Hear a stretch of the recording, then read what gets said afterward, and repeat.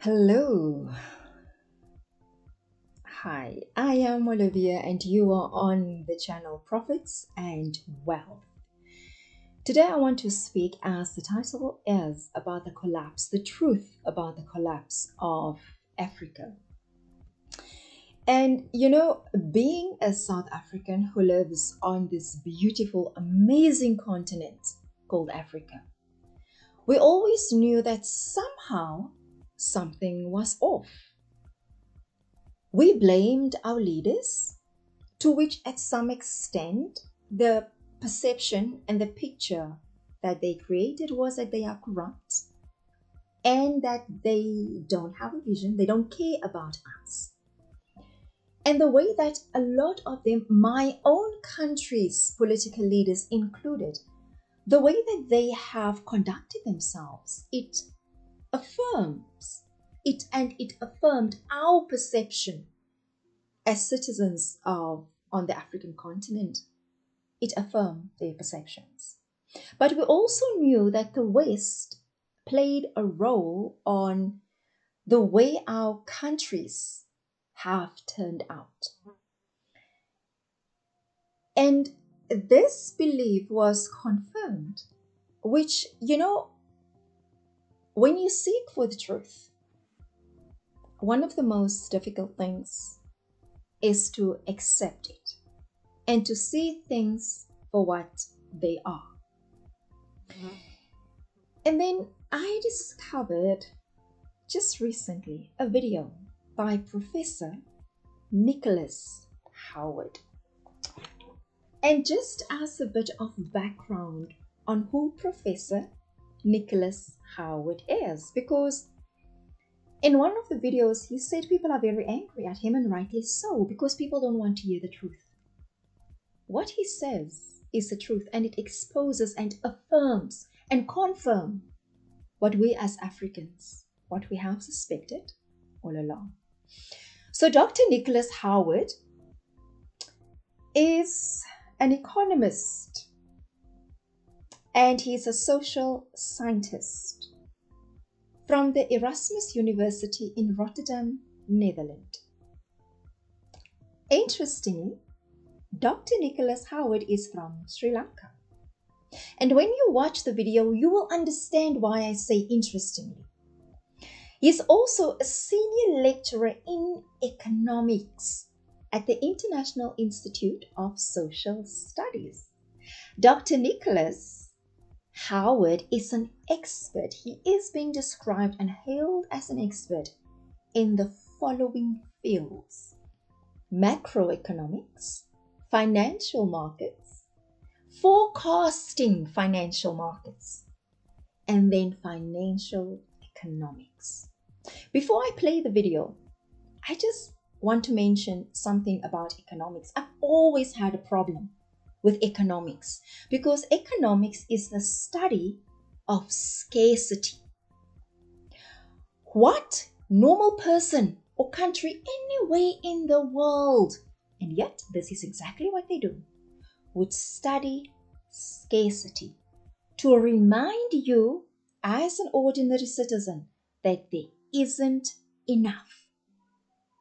So now, this expert of economics, this is the video that I discovered, and it has been around for the last 7 years, might be longer. I don't know when the lecture happened. And this is what he has. Okay, so what I'm going to try and do is just give you some charts and a couple of tables just to paint a little bit of a picture that you already know. Okay, so what this presentation is fundamentally designed to say is this: Africa historically, sub-Saharan Africa, has been fundamental to the global prosperity of the advanced countries. Okay? And Africa had a role to play. It has a role as a raw material producer. We will not allow sub-Saharan Africa to escape that. Okay, we do everything to keep sub-Saharan Africa where it is, also impoverished. It's absolutely vital for the prosperity of everyone else. So let's get clear about that. Okay, and this means all the economic structures, all the global institutions, and the economics we teach everyone is all designed to keep Africa exactly where it is. And whether it is Europe or US or now China, it's always the same. We need Africa to be impoverished because we need those raw materials and we need them dirt cheap. Okay, so that's the message. It doesn't mean to say that there's nothing Africans can do. Of course there is.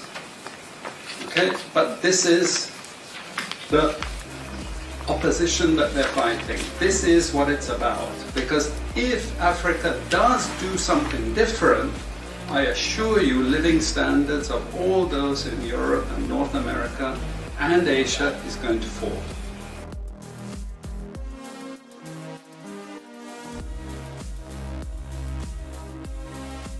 There are just a few points that I want to highlight on this video.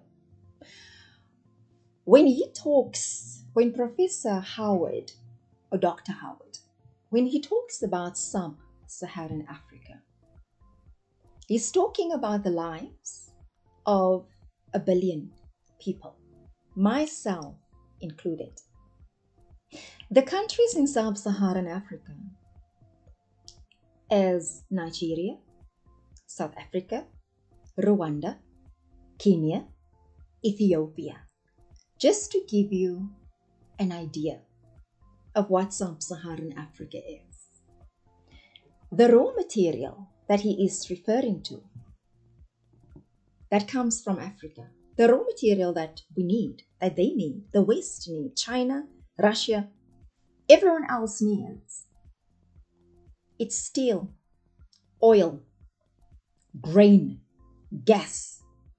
Remember what's happening in Europe now with the war in Ukraine?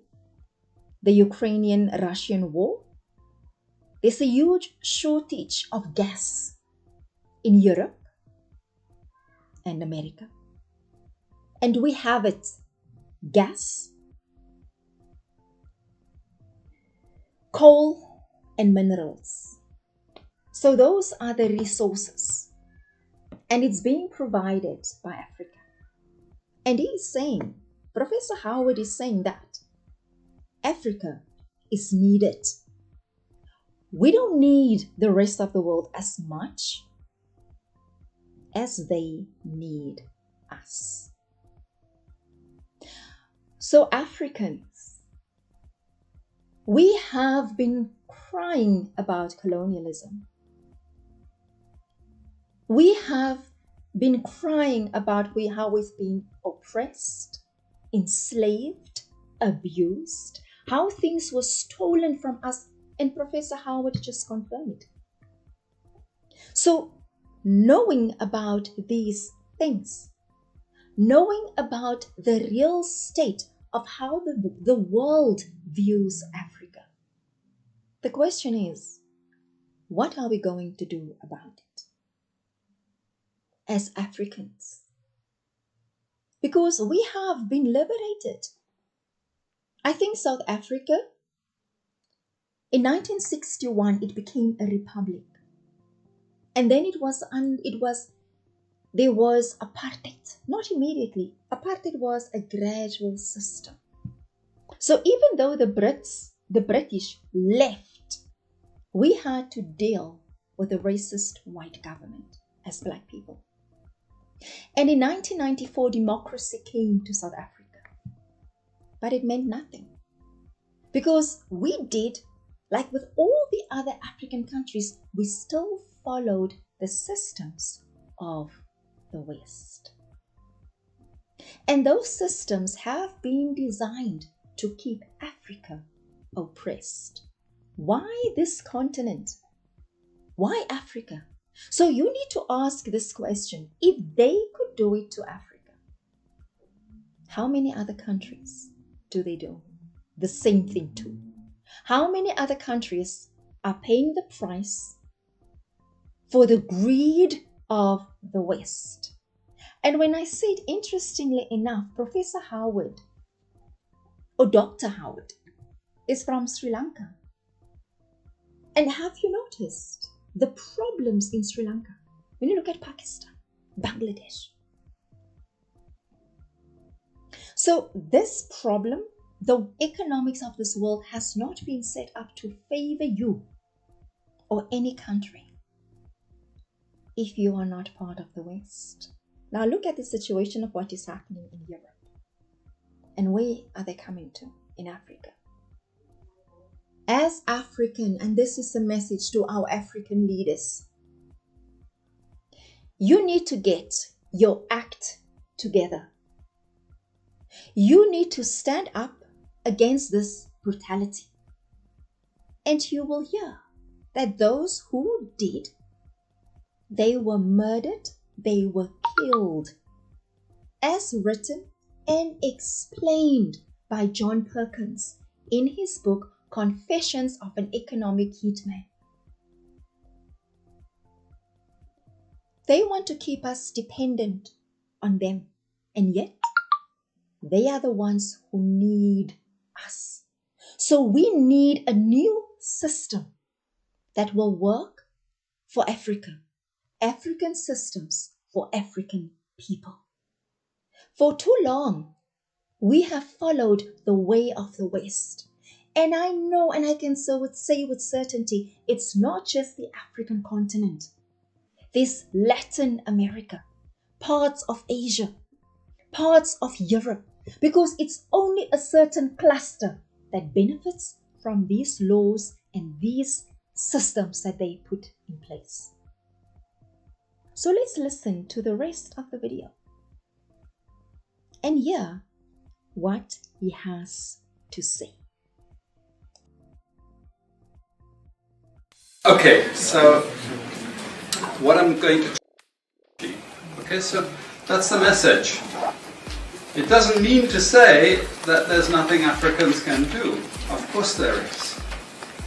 Okay, but this is the opposition that they're fighting. This is what it's about. Because if Africa does do something different, I assure you living standards of all those in Europe and North America and Asia is going to fall. Okay? And that is a big price to pay. I assure you that the West is not going to allow that without a big fight. Okay, so this is what it's fundamentally about. What I want to show you is how these structures are operating. And why I keep the ideology part there is because we are part of the producers of ideology. At universities and academic institutions, we are complicit in this whole enterprise. Okay, so the job of many Western academics is to convince Africans they have to keep doing what they're doing. Okay, and to show them it's your fault that you're poor. It's not our fault. It's your fault that you're poor. You know, so this is what we do in academic institutions, and I want to show that as well. We just start. This is what it's basically about, so you know what it's about. But I want to just show you the extent to which Africa is specializing in the production of raw materials and basic agricultural goods. We know the basic forces that have caused this underdevelopment. We know the basic forces that have caused this underdevelopment. We know it's colonization, meaning that with all these vast resources being produced, how much are they getting for it? Nothing, nothing, nothing, nothing, nothing, nothing. This is a very significant piece of data. Then I just want to show you what has happened to sub-Saharan Africa, because what we know, and from all studies, no country ever develops without manufacturing. Okay, producing raw materials will not take you anywhere. Producing basic agricultural goods will not take you anywhere. And let's have a look at how much manufacturing activity takes place in sub-Saharan Africa. We can look over the last 15 odd years, 15, 20 years. And we see manufacturing has actually declined. So this figure here is 17% of the total. Most of the rest, when we talk of industry, it includes manufacturing, but the bulk of it is mining. Okay? Raw material extraction. This is the bulk of it. And here we see actually raw material extraction has stayed the same. What has caused industry to fall is the fall in manufacturing production. This is deliberate because we will never, as Western economists, as Western policymakers, we cannot afford to allow Africa to industrialize and start producing manufactures. We cannot afford to allow Africa to industrialize and start producing manufactures. Okay, so we will do everything to stop that. We will do everything to stop that. We will do everything to stop that. And I'm going to show you how we actually block that. Sub-Saharan Africa is condemned to this role. Just the supplier of raw materials, not a manufacturer. Okay, so relative to the rest of the world, Sub-Saharan Africa is going to suffer. Again, why? Because it's condemned to this raw material production. This is basically why. How is it condemned to that? Well, the first and most important is the economic structures. After colonization ended, we needed new structures to keep these countries where they were. Okay? And the first of those is aid. Okay? We give them aid. Aid for what? Actually, we give them aid to keep repressive regimes in power. That's all. Okay? We're not giving them aid for much more except a little bit of infrastructure to make sure those raw materials get to the ports and aren't gotten out of the ground. But for the most part, we give repressive regimes money and power and guns to keep that system going. This is what it's fundamentally about. All the hypocrisy about transparency and democracy and bullshit like that, it's all bullshit. You know? And at least the Chinese don't enter into that bullshit. They say, we don't care about the whole political environment, we just give the money. Okay? And it's for raw material extraction, period. Okay? It's the same with all the other raw materials, you see. We're all benefiting, we're complicit. We're actually complicit in this because we will protest and shout out if the situation ever changed.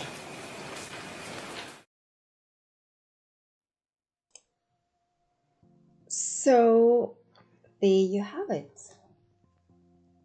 You know, to have confirmation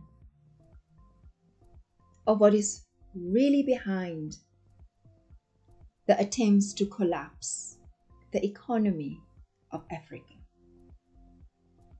Like Professor Howard rightly says, two things: colonialism and then greedy politicians.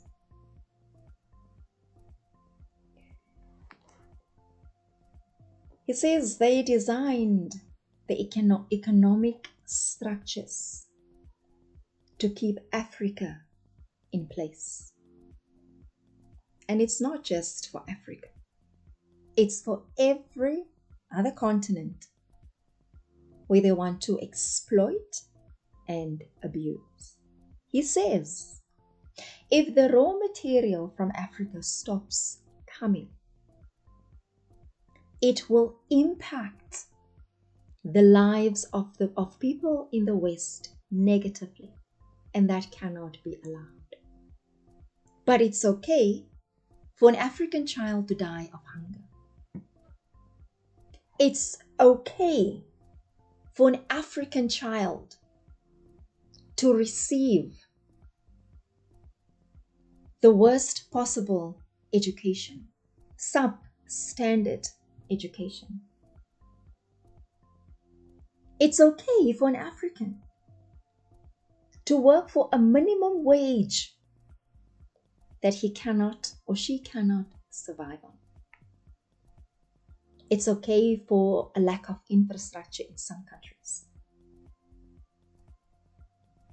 So basically what he is admitting to and confirming, that the West, they do not value the life of an African person. But not just an African person. If you go to Latin America, our conditions are the same. They make sure, how did he phrase it? That they give money to keep repressive regimes in power. And with that, he summed up the problem we have in Africa. If our leaders were less greedy, if they were willing to embrace systems that will work for us as a people, if they can unite and speak with one voice, we don't have to have this kind of conversations. You know, to Professor Howard, it's just a lecture he was giving. It's just raw material. But what he's talking about is my children and their children and their children's children's future. What he's talking about is the billions of lives of my fellow Africans. And don't you think if you are a white African on this continent that this doesn't affect you? It does. This is the answer to the division on our continent. To suspect something and to have a vague idea of something is completely different than to hear it. We cannot escape the truth. To the West and everyone else that he mentions, whether it's China or Russia, we are just pawns in the bigger game of greed, power, and materials. We are nameless and faceless. We don't have an identity. We are less than nothing when it comes to the West. And our leaders? I saw a video with the Prime Minister of Canada, Justin Trudeau, of the absolute subtle way of how he undermines the Chinese president, who coincidentally is also on the African continent, together with Russia, wanting our resources, wanting our raw materials. What is the entry to this country? Where are deals made that affect me, my children, my neighbors, my friends, my fellow Africans? Where are the deals made? They're made in Europe, in the West, where we have never been. Our lot, our fate is being decided, and we're not even part of the decisions. But we pay the price. We pay the price.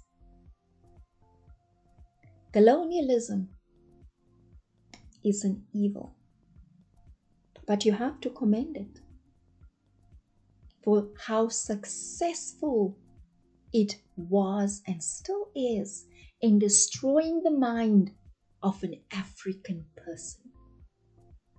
There's no unity when it comes to us. There's no oneness. We are still fighting for scraps. We are fighting for scraps, and we destroy our countries, we destroy ourselves in the process. As long as my fellow African person do not benefit, I am okay. We need to unite. We need to stand together. We need to fight this evil with everything that we have. Violence is not the only way. Violence is something that was taught to us by our colonizers, and I will say that if you don't have the guts to say it. And now we are being portrayed as savages, barbaric. That is how they portray us, like that. And yet, who puts the weapons in our hands? Who? Because they know the sickness of an African is greed. Because we have allowed the filth and the sickness and the greed and the need for power of our colonizers to infect us. He spoke, Professor Howard. Professor Howard mentioned aid, funding, financing, help. We all know these words by heart. How many times through the years the West must help?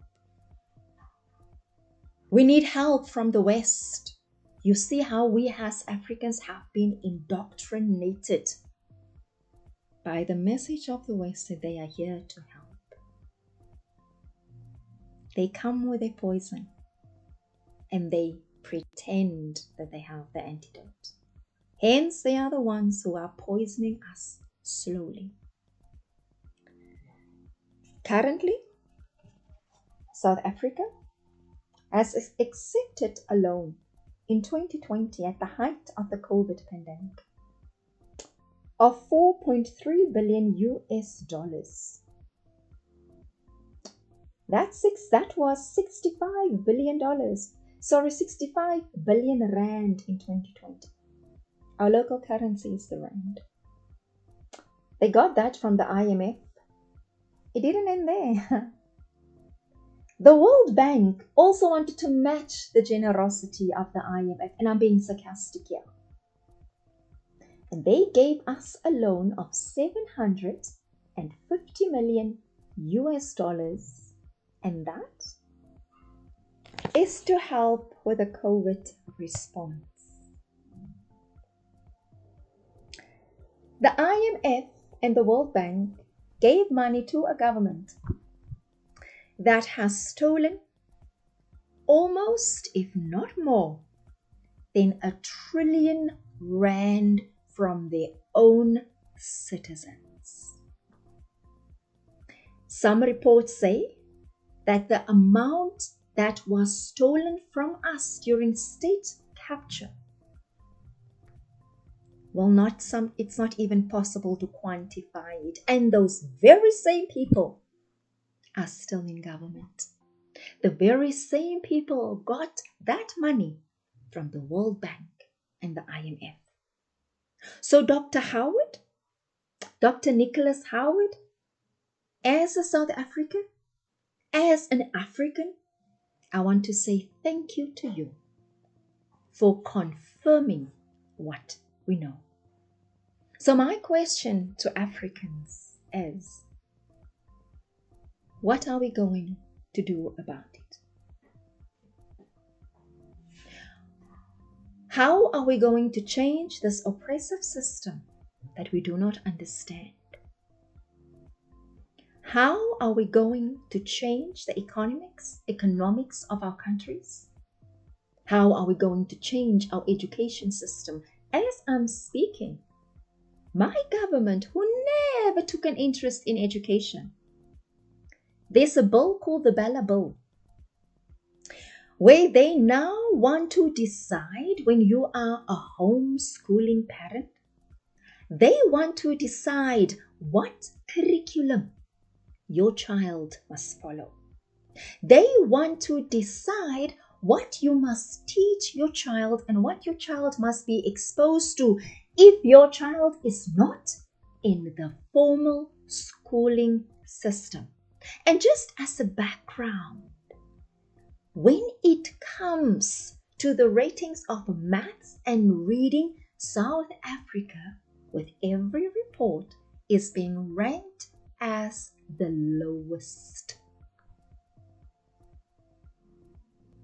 And the government wants to force parents who are not part of the system, who chose to educate their children using international. See, you can't escape from the systems of Dr. Howard.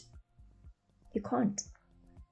But because the systems of America and Britain, because we use the Cambridge and the GET, it's popular in South Africa. So now the South African government is saying, screw you. We want you to teach, to learn, and only learn according to the local standards. Even though a lot of those children who have been exposed to the local standards, they cannot do basic maths and they cannot read, and they cannot read with comprehension. And I bet you that decision of this country to become more involved with the education system, it is to make sure that our children are being brainwashed even more. So what are we going to do about it? Nigeria, Cameroon, Rwanda, Ethiopia, Kenya, Mozambique, Swaziland, Lesotho, Namibia, Zimbabwe, Angola. What are we going to do about it? Because we can cry about colonialism until the day we die. And even for generations to come, it's not going to change a damn thing. You need to stand up. You need to do what is required. On my own, I cannot do much, but together we can. And you know, the perception of South Africa is that we can only protest and then nothing happens. We need to move beyond the protest. We need to open our minds. We need to strengthen our minds, strengthen our outlook. We need to understand the history. We need to understand economics. We need to understand education. Your education cannot just come from an education system. You need to know philosophy. You need to understand science. You need to learn economics. Because by knowing where it comes from, you can change the system. We can no longer accept the label of victims, and we can no longer rely on our leaders.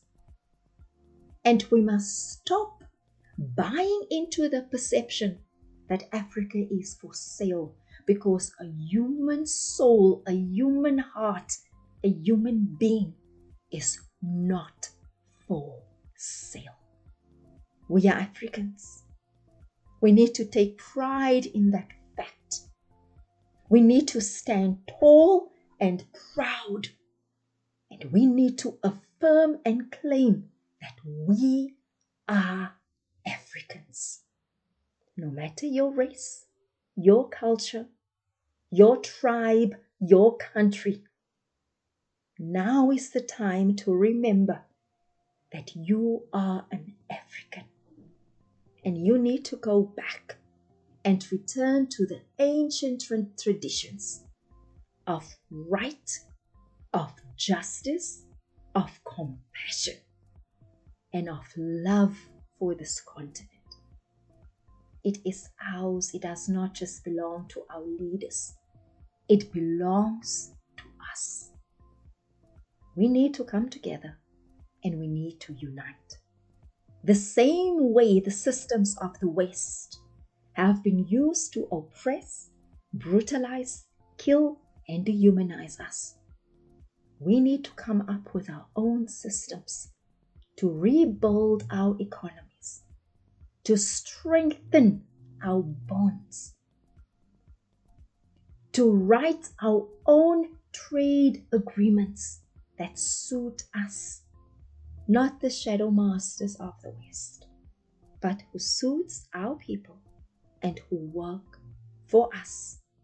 African solutions for African people. Remember who you are. Not what you've been told, not what you've been fed, not what you've made to believe, but not what you've been made to believe. Go back to your history. Go and discover who you truly are, who you descend from, what the blood in your vein means, who you are connected to. Go and search for that history. Stand in that power. Reclaim your birthright and become proud of who you are. I thank you.